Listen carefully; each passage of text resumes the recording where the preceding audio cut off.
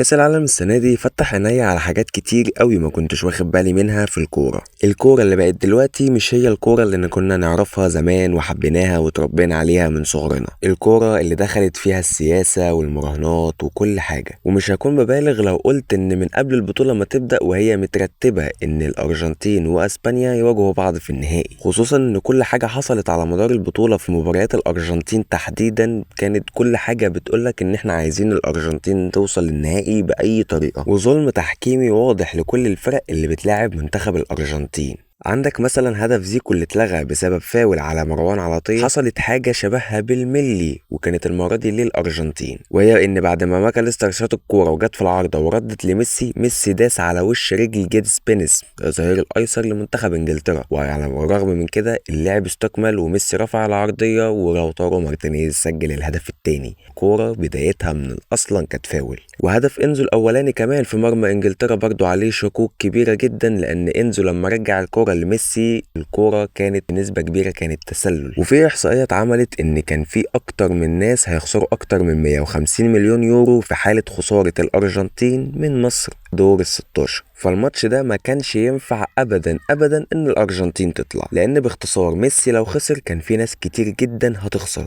وما ينفعش ميسي يطلع من بره البطولة لانه مسوق للبطولة بشكل كبير جدا. وخد دي عندك كمان، بدري الموسم اللي فات لما خسروا نهائي دوري الامم الاوروبية قدام البرتغال نزل الصورة دي على الانستجرام وكتب فيها 19/7/2026، وده اليوم اللي هيبقى فيه نهائي كاس العالم، وفعلا الارجنتين هتلاعب اسبانيا. هل كل ده صدفة؟